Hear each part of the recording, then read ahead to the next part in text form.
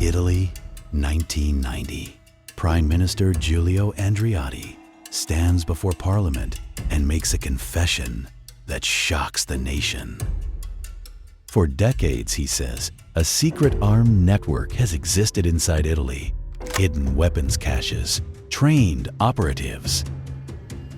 A parallel military structure answerable not to the Italian government, but to NATO and the CIA. He calls it Gladio.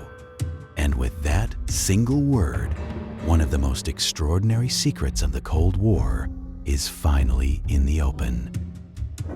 Operation Gladio was established in Italy in the late 1940s, in the immediate aftermath of World War II. The logic was simple and terrifying. If the Soviet Union invaded Western Europe, conventional armies would be overwhelmed. So, NATO established secret stay-behind networks in every member country, hidden cells of trained fighters who would remain behind enemy lines, conducting sabotage and resistance operations. In Italy, the threat was different. The Italian Communist Party was the largest in Western Europe. There was a genuine fear in Rome, in Washington, in Brussels, that Italy might vote itself into the Soviet orbit. And so Gladio's mission quietly expanded beyond defense against foreign invasion. It became a tool for internal control.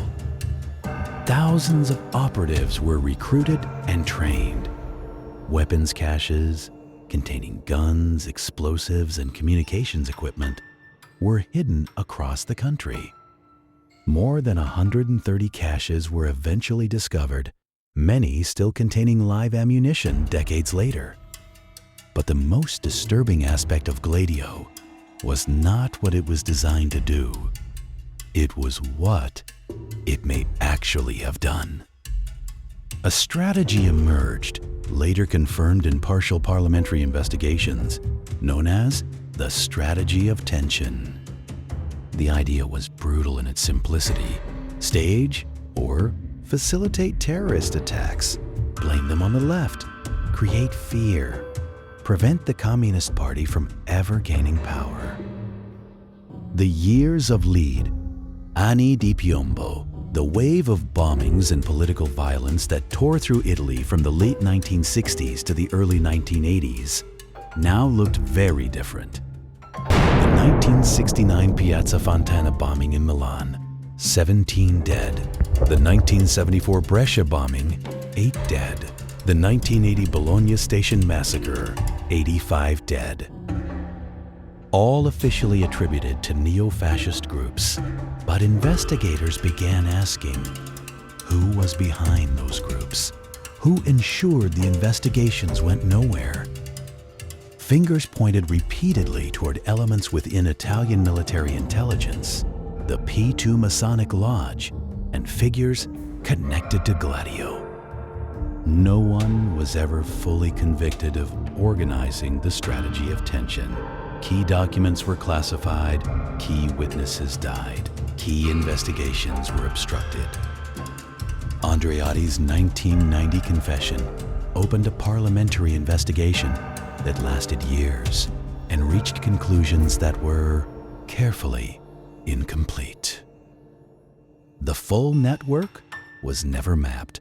The full list of operatives was never published.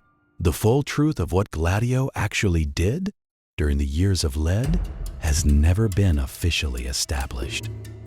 What is established is this: for over 40 years, a secret armed organization operated inside a democratic country without the knowledge of its parliament or its people. It answered to foreign powers. It had access to weapons and explosives, and it operated during a period of political violence that killed hundreds of Italian civilians. Italy is a democracy. It has been since 1948. But for much of its history as a republic, something else was operating underneath it. Something with no name on any ballot paper. Something that answered to no voter. Something that is still not fully understood today. Thank you for watching Italian Shadows. If this story disturbed you, good, it should. Please subscribe, leave a like, and ring the bell. These are the stories that powerful people would prefer you never heard. Help us keep telling them. We'll see you in the shadows.